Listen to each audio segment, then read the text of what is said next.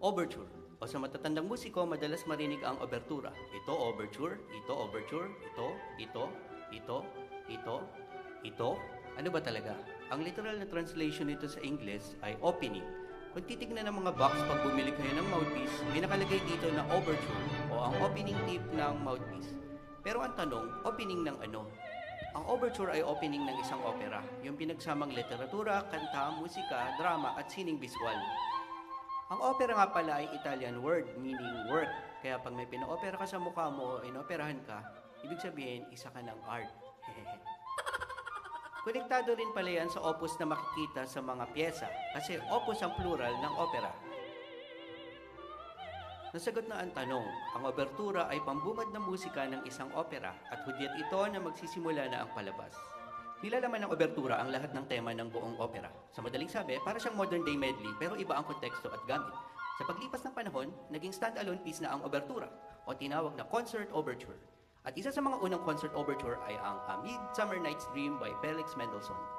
Sumusulot ang mga kompositor noon ng concert overture, isang tuloy-tuloy na piyesa na kumukuha pa rin ng inspirasyon sa literatura, istorya o di kaya naglalarawan ng tao, kaganapan o tanawin.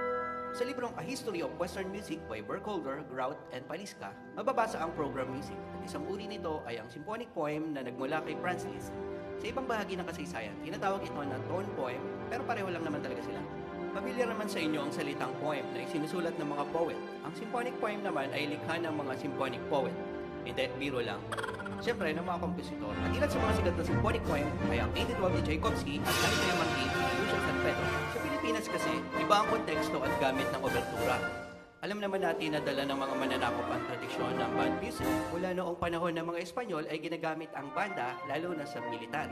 Sa isang artikulo na isinulat ni Dr. Arwin Tan mula sa UP College of Music, nabanggit dito ang mga gamit ng banda sa simbahan man o komunidad. Kabilang sa kanilang aktibidad ay ang lingguhang konsyerto sa mga plaza upang magbigay aliw sa publiko. Ang punto, ang nakagisa nating serenata ay minanalang natin sa mga Espanyol at kabilang dito ang pagtugtog ng obertura. Minsan ay nagtitipon-tipon ng mga banda mula sa mga karatig lugar upang sabayang tumugtog. Literal na sa bayan, kaya pala nauso ang rambulan ng mga banda. Ang serenata ay inaabang ang palabas sa gabi ng mga pista noon.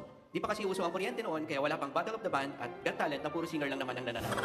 Sa mga serenata ay may tinatawag na set. Nakapaloob dito ang pambungad na marcha, obertura, solo, modern music at sa kasalukuyan ay meron sayaw ng majorette. Ngunit sa kontemporaryong panahon, marami na ipinalit na tugtugin sa kategorya ng obertura.